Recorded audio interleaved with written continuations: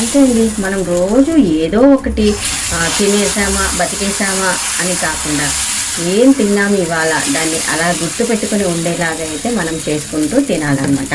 అప్పుడే ఆ ఫుడ్ని యొక్క టేస్ట్ని మనం ఎంజాయ్ చేయడానికి ఉంటుంది. చూసారా, చాలా అద్భుతంగా వస్తుంది కదా.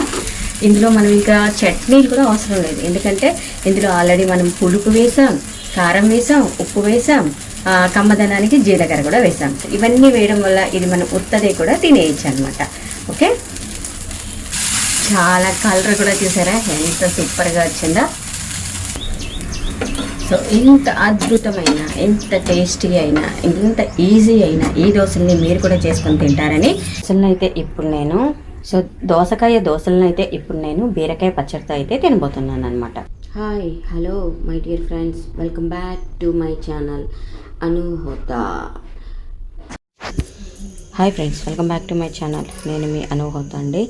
ఇవాళ అయితే నేను మీకు ఒక వెరైటీ దోశలు వేసి చూపించబోతున్నాను. దోశలు అంటున్నారు, ఇక్కడ ఏవో ముక్కలు ఉన్నాయి అనుకుంటున్నారా? ఇవి ఏ ముక్కలు కాదండి, దోసకాయ ముక్కలు అనమాట. ఇదిగోండి, దోసకాయ కట్ చేసి పిక్కలు తీసి ఉంచినటువంటి దోసకాయ ముక్కలు. సో ఈ దోసకాయ ముక్కలతోనే మనం ఇప్పుడు దోశ అయితే వేయబోతున్నాం. ఆ దోసకాయ ముక్కల్ని ఎలా వేస్తున్నాం ఏంటో మనం చూసేద్దాం. ముందుగా అయితే ఈ దోసకాయ ముక్కల్ని కొంచెం టమాటా, అలాగే పచ్చిమిర్చి, జీలకర్ర వేసి మిక్సీ పట్టేసుకోవాలి, పేస్ట్ చేయాలి. టమాటా, పచ్చిమిర్చి, దోసకాయ, అలాగే కాస్త జీలకర్ర, అలాగే రుచికి తగినంత ఉప్పు, వీటన్నిటిని మనము మెత్తని పేస్ట్లా తయారు చేసుకుందాం. తర్వాత ఏం చేయాలో చెప్తాను. ఈ లోపుగా ఏం చేద్దామంటే, ఒక గ్లాసు కరాచీ నూకండి. అది మీ ఇష్టం, మీరు ఏ మెజరింగ్ కప్పు అయినా తీసుకోవచ్చు. నేనైతే ఒక కప్పు కరాచీ నూక తీసుకుంటున్నాను. సో ఈ కప్పు కరాచీ నూకకి నేను హాఫ్ కప్పు పెరుగు వేసి అయితే దీన్ని నానబెట్టుకున్నాము. ఒక గ్లాసు నూక తీసుకున్నాం కదండి, అందులో వేయడం కోసము హాఫ్ గ్లాసు పెరుగు అయితే తీసుకుంటున్నాను. హాఫ్ గ్లాస్ సరిపోతుందండి, ఎందుకంటే దోసకాయలో కూడా మనకు నీరు వస్తుంది కదా. సో ఆ నీరు మళ్ళీ ఎక్కువైపోతుందన్న ఉద్దేశంతో నేనైతే హాఫ్ గ్లాస్ పెరుగు, అలాగే ఒక గ్లాసు నూక అయితే తీసుకున్నాను. ఇప్పుడు ఈ హాఫ్ గ్లాస్ పెరుగుని నూకలో కలిపేసుకున్నాం. ఇదిగోండి,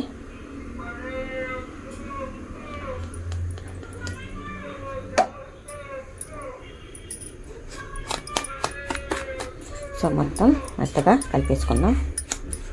ఈ కలిపేసిన నూకని ఇప్పుడు మనం ఒక 10 నిమిషాలు పక్కన ఉంచేసి ఈ లోపుగా మనము వీటన్నిటిని మిక్సీ పట్టుకొచ్చేద్దాం. ఈ దోసకాయ పేస్ట్ని మనం ఒక బౌల్లోకి తీసేసుకుందాం. సో ఈ పేస్ట్ని మిక్సింగ్ బౌల్లోకి తీసుకున్నాక ఇప్పుడు ఏం చేద్దామంటే, ఈ నూక కలిపి ఉంచుకున్నాం కదా పెరుగులో, ఈ నూకని మనము మిక్సీ పట్టుకుందాం.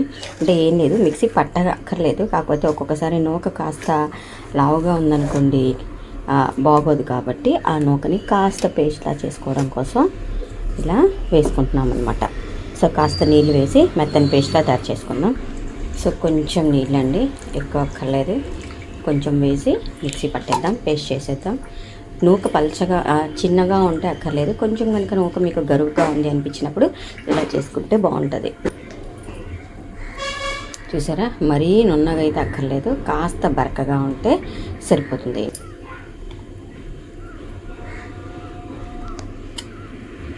దీన్ని మనం ఇప్పుడు దోసకాయ పేస్ట్లో మిక్స్ చేసేసుకోవాలి. సో ఇప్పుడు ఈ దోస పిండిని మనం మిక్స్ చేసుకొని ఒక హాఫ్ అన్ అవర్ అలా ఉంచేసి మళ్ళీ మనము కావాల్సిన కన్సిస్టెన్సీ చెక్ చేసుకొని ఆ కన్సిస్టెన్సీ నుంచి మనము దోశలు వేసేసుకుంటే సరిపోతుంది అన్నమాట. చూసారా, ఇక్కడ ఈ దోసకాయ, టమాటా ఇవన్నీ కూడా మనకు మినపప్పులాగా వర్క్ చేస్తాయి అన్నమాట.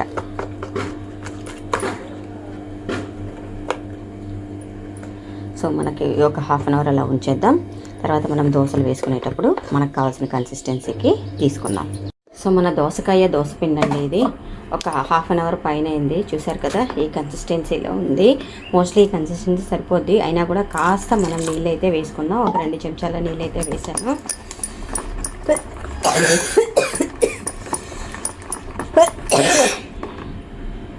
ఇప్పుడు మనకు పర్ఫెక్ట్ దోశ కన్సిస్టెన్సీ వచ్చేసింది. ఇప్పుడైతే మనం దోశలు వేసుకుందాం. సో దోశ వేయడం కోసం అయితే కడాయి పెట్టేసి స్టవ్ వెలిగించేసానండి.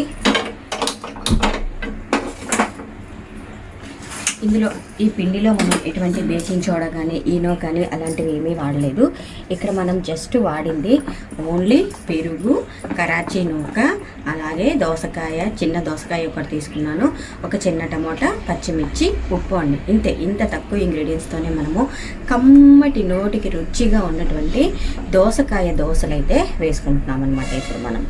ఓకే, కడాయి వేడెక్కిపోయింది. ఇప్పుడు మనం దోశ వేసుకుందాం.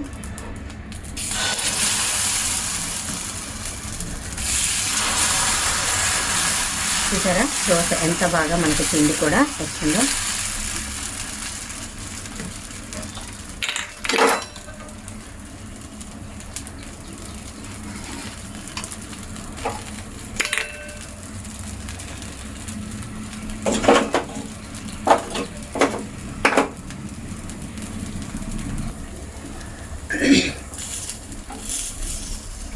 చూసారా ఎంత సాఫ్ట్గా లేస్తుందో దోశ కూడా, మనకి ఎక్కడా కూడా స్టిక్ కూడా అవ్వట్లేదు.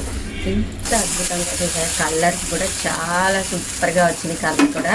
సో ఇలా చూసే రోజు మనం వేసుకునే దోశల కంటే ఇలాంటి దోశలు మన పిల్లల్ని అప్పుడప్పుడు దోసకాయ ముక్కలు తిన్నా, దోసకాయ పప్పు, దోసకాయ కూర, దోసకాయ పచ్చడి ఇలాంటివే కాకుండా సో ఇలాగా మనం దోసకాయతో కూడా దోశలు వేయచ్చని నిరూపించి పిల్లలకు కూడా మనం డిఫరెంట్ రెసిపీస్ని అయితే పెట్టి వాళ్ళకి చూపించడానికి ఎంతో ఆస్కారంగా అయితే ఉంటుందన్నమాట.